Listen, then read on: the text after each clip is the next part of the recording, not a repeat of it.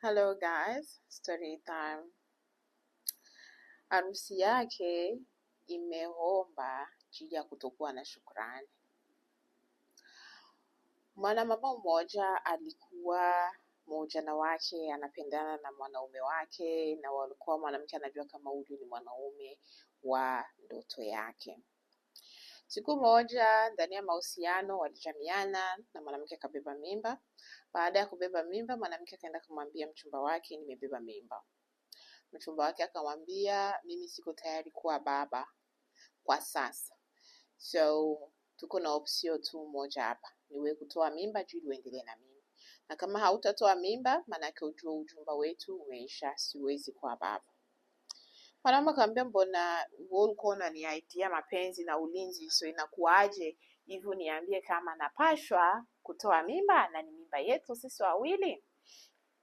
Ule kaka akamwambia, sitaki kujua, na kaka akadisappear kabisa, hakuongeza kuonekana. Mwanamama kakaa na ule ujauzito wake kwa sababu anampenda mume wake, akaenda kujaribu kabisa hata kutoa ile mimba. Sasa alijaribu kutoa ile mimba, but ile mimba haikufanya nini, haikutoka. Basi kisi imefeli. Mwanamama akasema basi labda Mungu alipenda mimi nikae na hii mimba. So akakaa na ile mimba akazaa. Baada ya kuzaa yeye mwenyewe, jamani, akazaa bila support ya ule bwana. Sasa mtoto alianza kuwa kumiaka kidogo kidogo ya kwanza kutembea, mtoto anakuwa mtamu. Baba akarudia.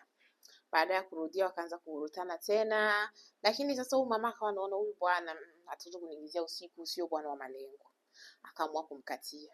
Akamwambia, mimi na wewe naishi, naona wewe hauna mipango na haueleweki. Akamkatia. Baada ya kumkatia usione ukaishi, mama kaendelea kulea mtoto wake sasa kama vile single lady.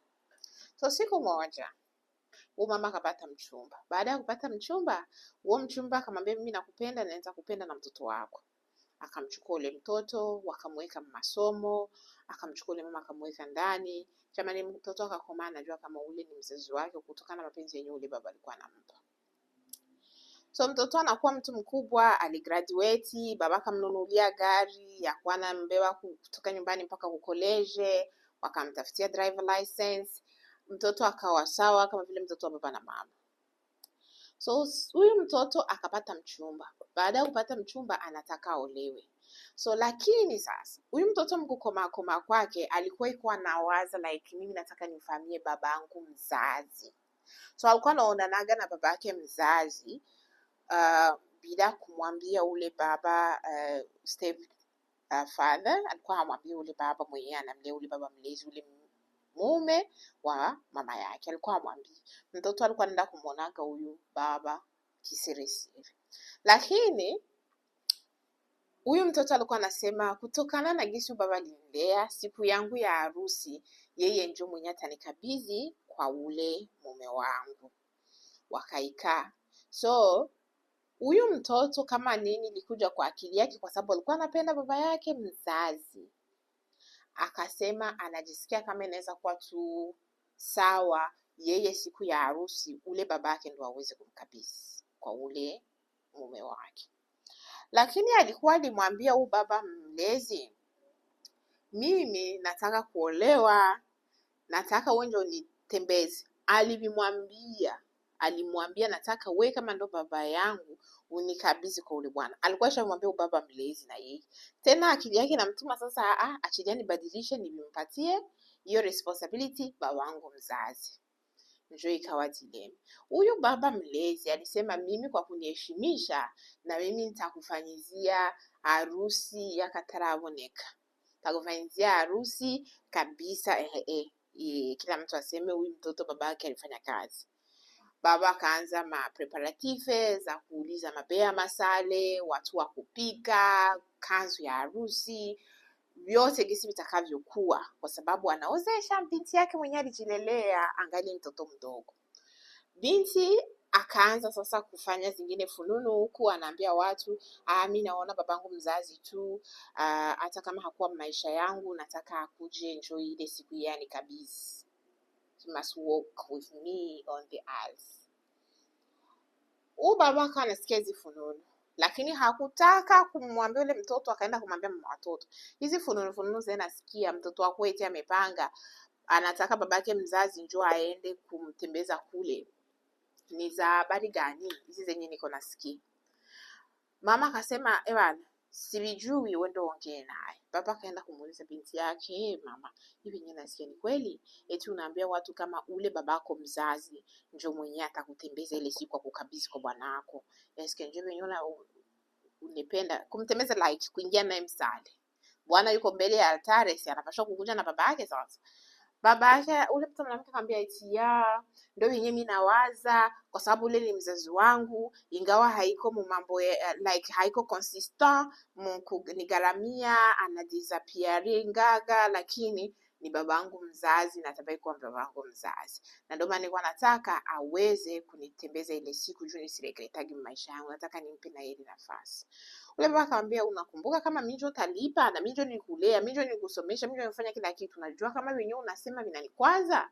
Ule mtu mwanamke akamwambia, but sina vya kufanya, ndio wenyewe mimi naona vitakuwa. Ule baba akamwambia, okay, kama umeamua utafanya hivyo, basi mwambie ule baba yako alipe sasa zile gharama za harusi, because kwangu mimi naona kama vile is not fair, ce n'est pas juste, haitakuwa sahihi mimi nifanye gharama zote juu wengine baba ndio aje kuenjoy ile heshima ya baba mbele ya watu. So kwa kweli mimi sitafanya vile, sitalipa zile gharama tena.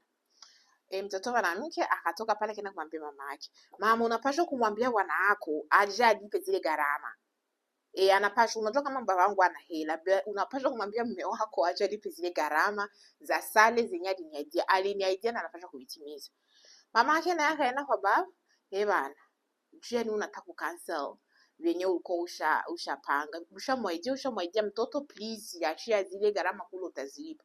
Ule baba akasema, maana unachukua na wewe side ya mtoto wako, hauwazi mara ngapi vinaweza kuwa vinaniuma mimi nililea mtoto kama vile wangu, afu mtoto aende kuleta mwingine bwana njoo aje kuushi ile oneri ya baba mtoto. Unakumbuka kwa nini nilikutoa? Manake naona sika side ya mtoto wako. Kama ni hivyo, it's fine. Unachukua side ya mtoto wako, ujue kama mimi sitalipa, na ujue na wewe ukiendelea kuinsist mimi na wewe ndio itaisha. Mama mtoto akazania kama ni mzaa. Baba kaenda, mama mtoto anangangana baba alipe na apane hiyo nafasi yenyewe ule mwingine baba atakuja kutembea na mtoto on the aisles. Baba na anasema mimi siwezi nikasidi. Baba akaamua kumgonga ule mama talaka. Baada ya kumgonga talaka, mama akaishia hospitalini. Ule mchumba naye akasikia hizi habari gisi ule baba dianilewa kwa anile, kwa sababu ya wenye mtoto mwanamke alisema. Huyu mchumba akamwambia, wewe mtoto mwanamke hauna shukrani. Huyu baba ndio mwenyewe aliniintroduceaga eko kama vile baba wako mzazi, and then now inakuwa aje unaenda kushanje na wewe mwingine baba wako, na unajua kama hakuna chenye alifanya. Kwa kweli naona kama mwanamke usiokuwa na shukrani hautakuwa mama mzuri wa watoto wangu, na ndoa inafanya nini mimi na call off hii wedding na ikata, hakuna ndoa, hauko mwanamke sahihi kwangu. Ndoa ikahomba. Bwana naye akamkatia mtoto mwanamke, akasema mimi ninajiunga na ule stepdad wako, juu ingekuwa hata mimi niko nafasi ya ule bwana hakuna chenye siningevumilia. So now ule mtoto mwanamke anasema, jili ya uba wangu mlezi ndio maana ndoa yangu imehomba, jili ya uba wangu mlezi ndio maana sikupata ndoa yangu ya ndoto yangu. Na watu kwa internet wako wanamuita ule mtoto mwanamke kama iko ungrateful, ni mtoto mwanamke asiokuwa na shukrani, ni mtoto mwanamke mwenye hastahili kabisa kuwa mama ndani ya jamii, hafai. Ule mtoto mwanamke naye anasema, ni baba yangu malgré vyote venye iko, je m'en fous. Venye wewe mnasema ni sababu zenu, basi mimi ule ni baba yangu na atabaki kuwa baba yangu na haitabadilisha kitu. Mimi namlaumu tu baba mzazi kwa kuniaidia kitu. Na watu wanasema, wewe maana yake ulikuwa unamtumia ule babako mzazi. Yeye anasema, mimi nilikuwa simtumii kitu, but nilikuwa nazoea kumuona yuko pale maisha yangu na ninazoea kupokea vitu kutoka kwake, na ndio maana nimeongeza kumwambia avifanye because anazoea kuvifanya. So kama anazoea kuvifanya na mimi nimeona ni kawaida. Ni kawaida ubaba kufanya hizo gharama, so jua nini simwambii, na iko na hela kumshinda baba yangu. So atujui sasa kama wewe unasemaje. Eske ni ile mambo ya kusema ngo za wajinga tutazila, ndio nasema gawia wajinga tutabila.